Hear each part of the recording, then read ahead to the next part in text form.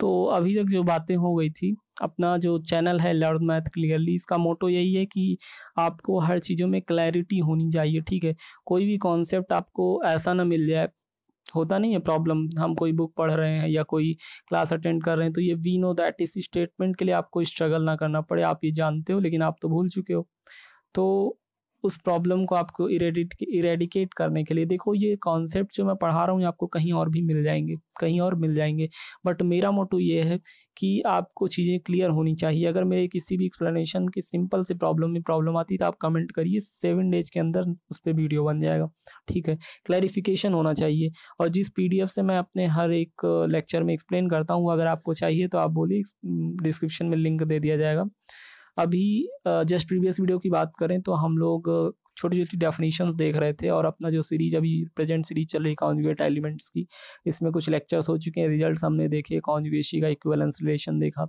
तो छोटी-छोटी डेफिनिशंस अभी जस्ट प्रीवियस में डिस्कस करी थी और एक बहुत इंपॉर्टेंट रिजल्ट ये भी प्रूव करा था कि कॉन्जुगेट क्लास ए में नंबर ऑफ एलिमेंट्स जो हैं वो G/N फैक्टर ग्रुप के ऑर्डर के बराबर हैं। ये बहुत इंपॉर्टेंट रिजल्ट इसका भी प्रूफ करा था। और अपने चैनल के अगर बारे में बता दूँ, आप प्लेलिस्ट में जाके देखिएगा, वहाँ पे आपको मैंने बोला नहीं कि क्लैरिटी मस्ट है मेरे लिए, तो आपको बेसिक्स मैंने अलजेब्रा पढ़ाने से पहले ही पहली सीरीज़ जो मेरी आप प्लेलिस्ट में देखोगे वहाँ पे बेसिक्स डिस्कस करी, one function, onto function, ये चीज़ें क्या होती हैं, ग्रुप क्या है, होमोमॉर्फिज्म क्या है, सब वहाँ क्लियर करा। इसके अलावा जब एक बार मैं आगे बढ़ गया, जब मैंने ऑटोमॉर्फिज्म की दूसरी सीरीज़ आई, उसमें ऑटोमॉर्फिज्म क्या है, ऑटोमॉर्फिज्म के examples, inner, outer, Klein four, ये सारी चीज़ें बताई हैं। थंबनेल में एलयू लखनऊ यूनिवर्सिटी देख के कंफ्यूज ना होइए अदर यूनिवर्सिटी के स्टूडेंट्स। सिर्फ लखनऊ यूनिवर्सिटी वालों को ये बेनिफिट है कि उनको चीज़ें सीक्वेंस में दिखेंगी। अपनी जो उनकी बुक है प्रकाशन केंद्र की, उससे चीज़ें वन बाय वन एक ऑर्डर में दिखेंगी। अदर यूनिवर्सिटीज़ को उससे प्रॉब्लम नहीं है। आपको कॉन्सेप्ट एज इट इज़ मिलेंगे, प्रॉब्लम आपको मिलेंगी ढेर सारी सॉल्व करने को। तो सबके लिए आपके यूजफुल है। कहीं भी आपको कोई प्रॉब्लम हो, एक नॉलेज कैप्सूल के नाम से भी मैंने प्लेलिस्ट में फ़ोल्डर इंसर्ट करा है, वहाँ पे एडिशनल इन्फॉर्मेशंस आपको मिल जाती हैं। जो चीज़ें आपको मुझे लगता है जैसे नॉर्मल सब ग्रुप कैसे प्रूव करना है, किसी भी सब ग्रुप को नॉर्मल कैसे प्रूव करना है, ग्रुप को सब ग्रुप कैसे प्रूव करना है, एडिशनल जो नॉलेज होती है वो मैं बीच-बीच में इंसर्ट कर देता हूँ नॉलेज कैप्सूल के नाम से। प्लेलिस्ट विजिट करिए, वहाँ पे सारी चीज़ें आपको मिल जाएँगी। तो जस्ट प्रीवियस में हम छोटी-छोटी डेफिनिशन डिस्कस कर रहे थे, यहाँ पे स्टार्ट करते हैं। आपकी स्क्रीन पे दिख रहा होगा, ये सेल्फ कॉन्जुगेट सब ग्रुप से स्टार्ट करने वाले हैं। कॉन्जुगेट एलिमेंट्स का अपना ये सीरीज चल रही है, ऑटोमॉर्फिज्म कंप्लीट हो चुका है। तो स्टार्ट करते हैं, सेल्फ कॉन्जुगेट सब ग्रुप क्या होते हैं। Self conjugate element, just previous में अभी आपने सेल्फ कॉन्जुगेट एलिमेंट सीखा, उसको 3 तरीके से आपने डिफाइन करा कि कोई भी एलिमेंट ए ग्रुप का वो सेल्फ कॉन्जुगेट बोल दिया जाएगा अगर उसको ऐसे लिख सकें, अगर उसको फॉर एवरी एक्स, ग्रुप के हर एक एलिमेंट के लिए ऐसे एक्स इनवर्स ए एक्स लिख सकें, for every X belongs to group G, तो ए आपका सेल्फ कॉन्जुगेट एलिमेंट हो जाता। दूसरी डेफिनेशन हम लोगों ने ये दी थी कि ए एलिमेंट कोई आपका ग्रुप का है वो सेल्फ कॉन्जुगेट हो जाएगा अगर उसकी कॉन्जुगेट क्लास में, अगर उसकी कॉन्जुगेट क्लास हम निकालें और उसमें वही एलिमेंट आ जाए अकेला। किसी भी एलिमेंट की आप कॉन्जुगेट क्लास निकालिए और अगर अपनी क्लास में वो अकेला मौजूद है और कोई एलिमेंट है ही नहीं, तो वो सेल्फ कॉन्जुगेट या इनवेरिएंट एलिमेंट कहलाता है।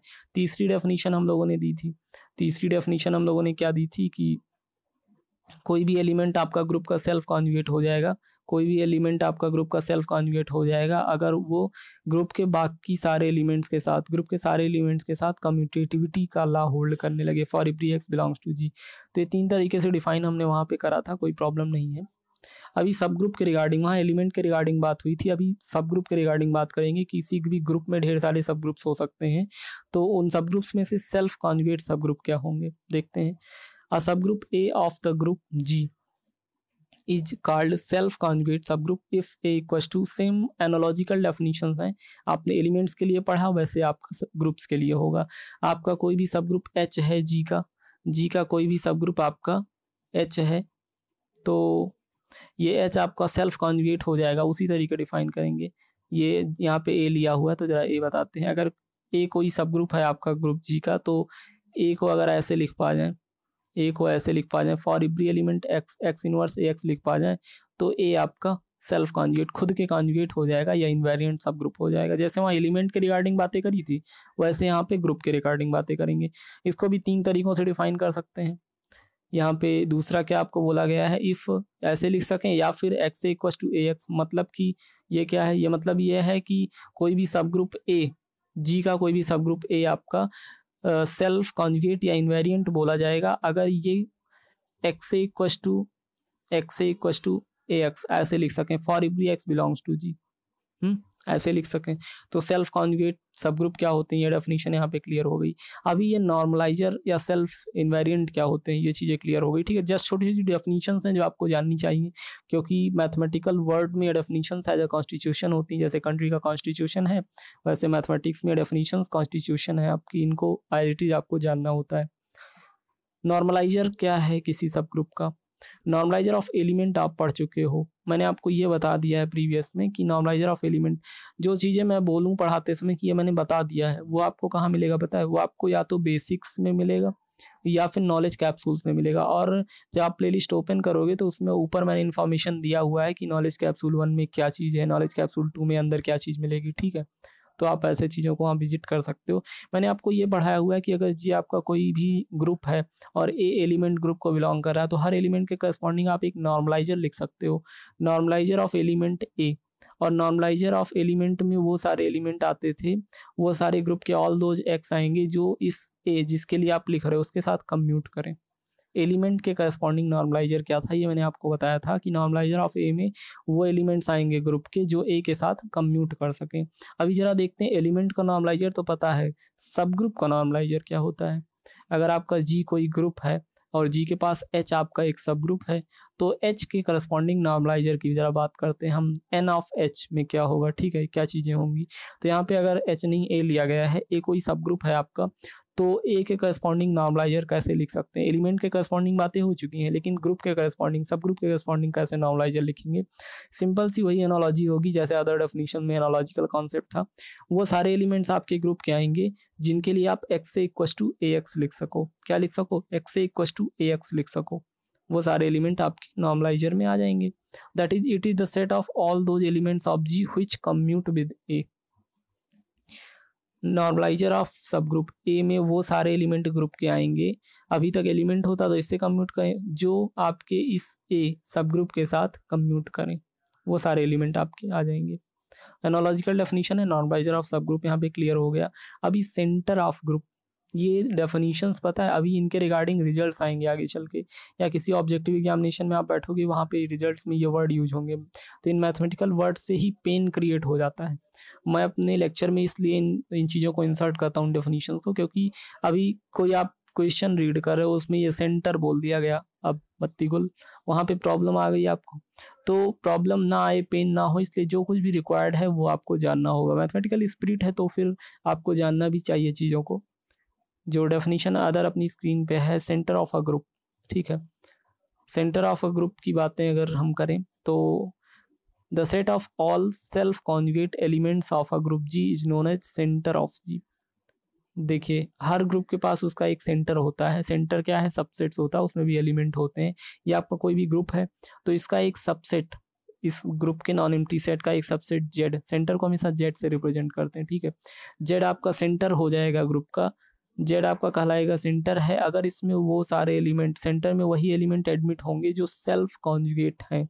क्या है, सेल्फ कॉन्जुगेट एलिमेंट्स हैं। और सेल्फ कॉन्जुगेट एलिमेंट्स क्या होते हैं आपको मैंने बताया ना, सेल्फ कॉन्जुगेट एलिमेंट्स की 3 डेफिनेशन दी थी अभी प्रीवियस में, कि कोई भी एलिमेंट सेल्फ कॉन्जुगेट है अगर उसकी कॉन्जुगेसी क्लास में वो खुद अकेला आए, या फिर बोला था कि कोई भी एलिमेंट ए ग्रुप का सेल्फ कॉन्जुगेट एलिमेंट हो जाएगा अगर वो ग्रुप के बाकी सारे एलिमेंट्स के साथ कम्यूट करने लगे।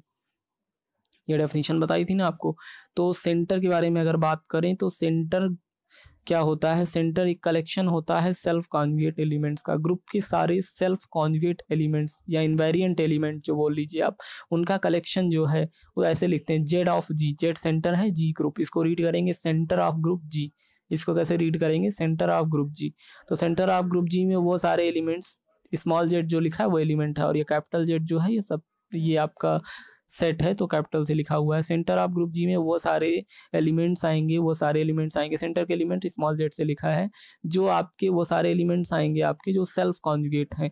और सेल्फ कॉन्जुगेट का मतलब क्या है, सेल्फ कॉन्जुगेट के लिए हमने क्या आपको सिखाया था कि ए एलिमेंट आपका, ये डेफिनेशन बताई थी ना, एलिमेंट ग्रुप का सेल्फ कॉन्जुगेट हो जाएगा अगर ये सारे अदर एलिमेंट्स के साथ कम्यूट करने लगे, ठीक है। तो जेड ऑफ जी, सेंटर में वो एलिमेंट आएंगे जो सेल्फ कॉन्जुगेट होंगे, और सेल्फ कॉन्जुगेट कौन होते हैं? जो कम्यूट करते हैं। तो आगे हम ऐसे डिफाइन कर रहे हैं, वो एलिमेंट आएंगे सेंटर में जो कम्यूट करें सारे एलिमेंट्स के साथ, for every X belongs to G and Z belongs to G. तो आपके सेंटर में कौन से एलिमेंट आ गए? सेंटर में लैंग्वेज में बोलें आपके तो सेंटर ऑफ ग्रुप में सेल्फ कॉन्जुगेट एलिमेंट्स का कलेक्शन है, और अगर डिफाइन करें प्रॉपर्टी के बेस पे तो एक्सप्लॉइट कर लेंगे हम सेल्फ कॉन्जुगेट एलिमेंट्स की प्रॉपर्टी, और लिखेंगे कि सेंटर ऑफ ग्रुप जी में वो सारे एलिमेंट एडमिट होंगे जो ग्रुप के फॉर एवरी एक्स ग्रुप के सारे एलिमेंट्स के साथ कम्यूट करें। डेफिनेशन समझ में आ रही ना, और कैसे ये फॉर्म लिखा हुआ है वो भी समझ में आपको आ रहा है।